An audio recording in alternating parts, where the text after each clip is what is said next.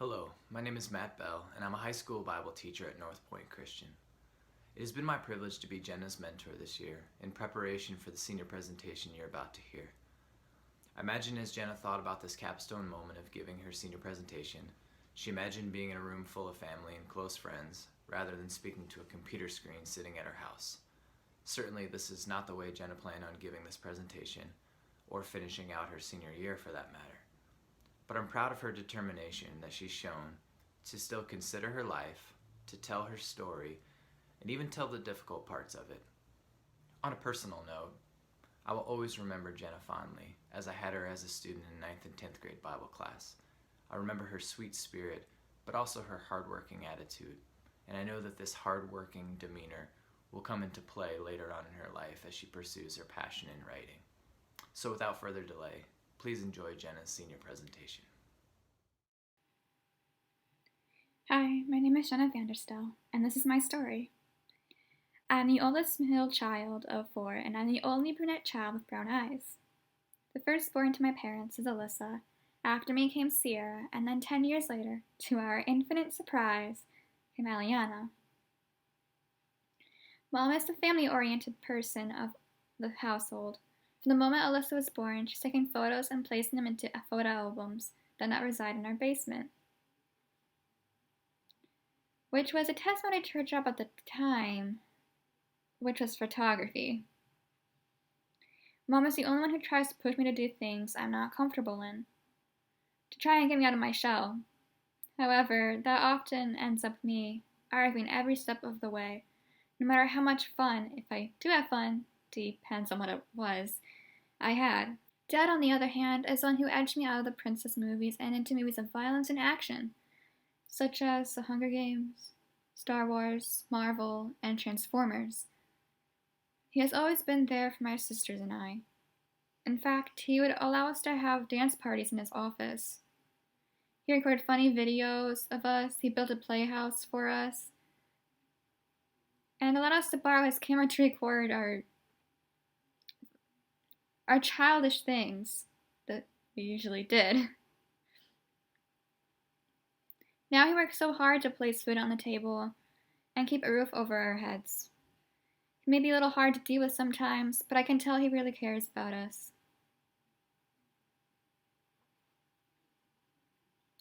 Alyssa's one whom I always had such a rocky relationship with, ever since we were little. She mostly hung out with her friends. However, very recently, she has become a very close friend. Alyssa, you have become my rock through these tough times. Without your suggestions to get me away from her, I would have had another breakdown. And I honestly thank you for being there for me when I had my first one. Alyssa, you taught me that I am never alone, and I thank you for sitting down with me to watch our show. Though the show was odd, it was nice bonding with you again. I also am so happy for your engagement. Aliana, like I said, is the youngest sister of our family. She is very energetic and wolfs down food to no end. She was born 10 years after me, which leaves her to be 7 years old, and me 17. Ellie, you still surprise me. Every day I'm finding that you're smarter than what you were the day before. You try to find ways to get us to do what you want, but you also have your good sides about you. You are trying to get better at the video games we used to play when we were little. And you're always excited when you accomplish a learning goal. Before Eliana, we came into the possession of Cassie, a King Charles Bichon mix, now our oldest animal, who, despite her pain and sensitive nature, is very loving and, in her own way, and at certain times of the day, smart. Cassie used to be my grandparents' dog, but she chose being with my family to take care of her on other days we had to drop her off at the house. I'll never forget the day when Sierra spotted her running after a car, and after that we've had her ever since. Very special bond with Cassie. I always carried her around the house and had her in my bed with me every night. And even now, she is still my baby. I see something in her that my family doesn't. They see an annoying dog who scratches on the door at night as she wanders from room to room to room, who barks nonstop when she's outside, and who wants out at the worst possible times. But I see a dog who loves us, who always wants to be near us, and who wants to protect us. After Eliana was born, We had more animals coming in. Cosmo, Alyssa's guinea pig, Coda, a black lab, and then Maisie and Copper, who are Kitty's siblings. Maisie and Copper are our newest additions to the family. Maisie avoids all human contact if possible, unless it's on her own terms, and even then, that time isn't very long at all. And Copper is very affectionate. He is the only cat I've ever met who proved those stereotypical stories about cats all wrong. He rarely hides. He loves to be near you, and he's almost always happy. Sierra is the toughest one to talk about among all of them, which is why I saved her for last. When we were little, she and I were such good friends. Mom always dressed us up in the same clothing, much to my rebellious disapproval. Soon I would always play together, even shared a room twice, once at the old house, and then again after Ellie was born. However, it is because of that reason, at least how I remember it, that we began to drift apart. I knew that she was having trouble at school, getting into detention, and all that, but I was still convinced she was okay. She and I still play together, so I wasn't worried for her mental health. However, she began to show less interest in playing with me. And now, that's weird to care for something like that, being how old I was at the time. But it takes me a while to transition out of something old and change into something new.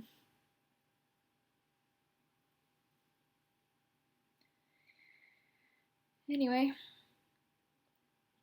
her condition progressed for the worse, her detentions more frequent. I started to get worried when she became a freshman at North Point.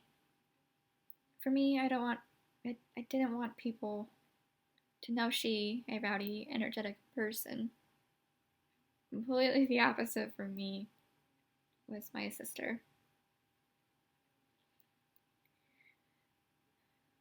I didn't want people to compare me to her. They always did when we were younger.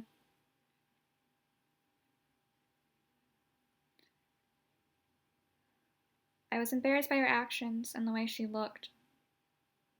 However, I had such fond memories of her. A younger Sheena in the sand, making sand delicacies like cakes and donuts. We had such fun times making those. She and I getting our first American Girl doll. She and I swinging in our grandma and grandpa's pool, and she and I playing in her room at our current house, and Mom coming in yelling, "Busted!" Though I did make her cry. But it was that trust, that bond, that I still admire. When she really wants to, she makes it a point to do everything to get what she wants. Something that can be both bad and good, but she was never afraid to do things she set her mind to. Something I could never do. Still can't. Pretty soon, however, Sierra got worse. She started cutting herself and was talking of killing herself. This was hard on me. I blamed myself for her downfall. I was mean to her when she moved into my room. I wanted my own room still. I didn't want to give up my newfound freedom that I've been longing for so long. And I connected it to her recent downfall. At this point, I still trusted God, held on to that hope that He may be able to change her, to turn her heart of stone into one of flesh. But I was wrong. Sierra's sophomore year was the worst. She was suspended, then suspended again, and pretty soon expelled. she went into one mental hospital after the next. However, at some point in the night, in between those times, she became violent all because I wanted to go to bed and she wanted to stay in the room, but didn't want to go to bed. Or something like that. I can't remember why she became so violent. Anyway, I was so mad at her for attacking Mom that I started to dig my nails into my palms. Something I picked up this year. And began to have a silent meltdown. I was so angry yet so afraid. I went to Mom's room after Sierra crawled into bed and sat on Mom's bed to cry more openly. However, a nosebleed prevented me from staying too long, and I had to go to the bathroom and sit on the floor with the wad of toilet paper up my nose. Nosebleeds are very normal for me. And again, I blame myself for causing this change in Sierra because I just had to open my mouth, even though I knew it would cause such an outburst. However, Alyssa was there for me. She comforted me and sat with me in that bathroom when she could have gone to bed so she could rest before work. And I'm forever grateful for that friendship. Forever grateful. I was raised in a Christian family, going to church regularly on Sundays, and on Wednesdays Awana. I loved God. He was my world. I made it my mission to try and finish the entire Bible. I tried to find people who did not believe in him so I could turn them over to the Christian faith. However, all my friends already believed in biblical stories, and so I didn't have any experience with talking to people outside of my faith, and I didn't know what to expect from when it will occur. But when I first came to North Point, it was tough. I never had classes in school that focused on the Bible, and so it was challenging having to study for tests. Eventually, my relationship with God took a turn for the worse, and suddenly, reading the entire Bible this year turned into a chore. I finished it, but it was a chore.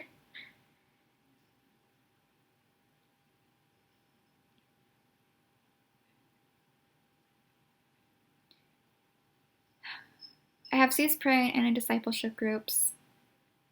I never talk. I just allow the other two seniors and the teacher to lead the discussion. So many people have continuously told me that accepting God into my life will help. That trying times like the one I am experiencing now is a good time to accept Him, to put my trust in Him.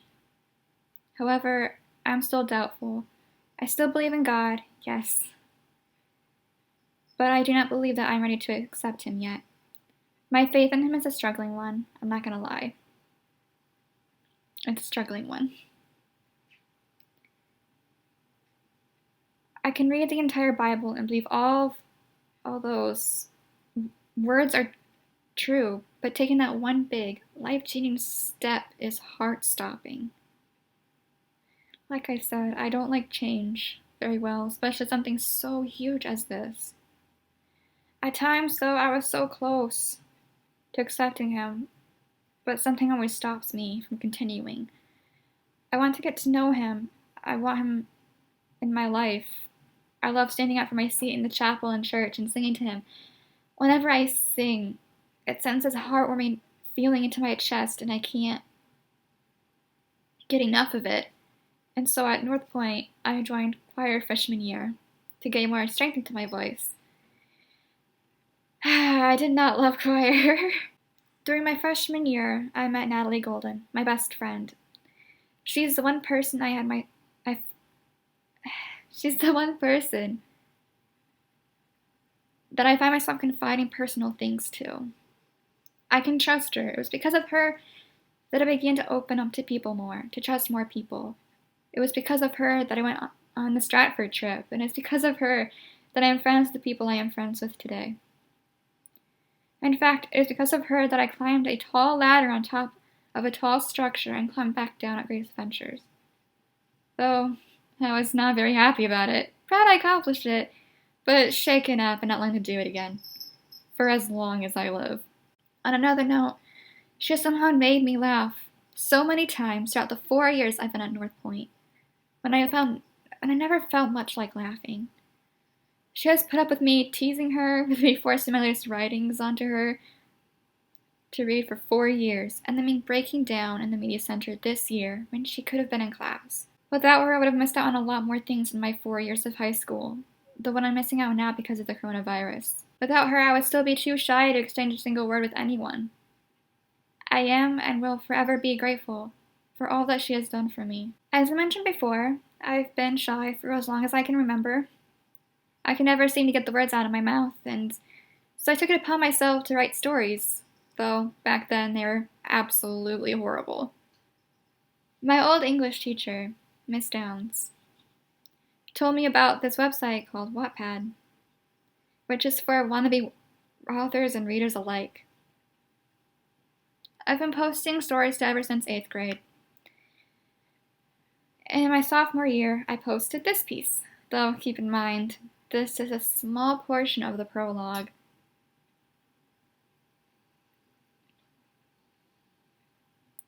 Somehow, at some point in time, he got away from them. He doesn't remember how or why, but he continues to crawl, continues to face the pain from his calf. He doesn't know where he is going or how long he can stay conscious. But he knows anything is better than facing the shadow again. Anything. The pain increases through his thigh and up his back into his spine. At this point in time, he can feel nothing. His body falls and stops moving, but his eyes see all. A brutalizing picture of something unexplainable as his eyes adjust to this new blurry world. The curtain stays shut and does not pull back to show him the real colors and the real shapes before him. Tears burn down his cheeks, already withering away his skin to the poison. The intense, unrelenting skin-tearing source from the shadow. It drills through his bones, cutting away ligaments and important arteries. He swallows a scream deep into his throat, even as he can hear every bone cracking in his body. It tears him apart from the inside out, to still feel like he is burning under 100 degrees worth of fire. All at once, he notices the change and screams at the realization. Screams from the pain, almost done with its work, and screams at the world. He can no longer feel hunger, no longer feel fat or skinny, no longer smell or hear or feel, and he can no longer think. For his body is a tomb of bones and cloth, a shadow of a man once of flesh and blood. At North Point, we are taught the 3 mandates: the love mandate, the mission mandate, and the image mandate. These mandates are the results of God working in us to change the world around us. Each one can spark a connection to someone, either it is because of a trying circumstance or God speaking through your heart. For me, I've made a real connection with the love mandate, which says love the Lord with all your heart, soul, mind, and strength, and to love your neighbor as yourself. This is a mandate I've honestly struggled with the most. With everything going on, I can't bring myself to forgive my sister for what she's done, or even to love her. I know some small part of me does love her, because I still get excited when she wants to spend time with me. But for the most part, I'm just terror-stricken. I want to love my sister. I want to show more mercy to her. I want to put my faith in God. I want to change. I don't know where I'll end up next year. I got accepted to Cornerstone, Grand Valley, and Grace Christian. But Mom and I have decided on a community college, because I have no idea what I want to do. At first, I wanted to become an author, although I believe I will achieve this once I have some financial foundation first. And once I do, I plan to follow through with the mission statement, equipping our students to impact the world for Jesus Christ, by writing a book focused on the aspects of Christianity. Probably my own life story, how I struggled with my faith, my sister's behavioral problems, and how sometime in the future, I would one day accept Jesus into my life. Don't know when that's gonna be, but hopefully soon. Thank you for listening to my story and what has shaped me into what I am today. I want to thank you for taking the time to watch Jenna's presentation. I want to ask you to do two things before you leave. First, please take a moment and leave Jenna a comment of encouragement or challenge or even a prayer to let her know that you've watched her presentation. Second, reach out to Jenna over the next few weeks, as this has the potential to be a time of great discouragement with all the changes that are occurring. Pray for Jenna, ask how she's doing, and keep pushing her to finish well. Thank you again for taking the time to bless Jenna by participating in her senior presentation.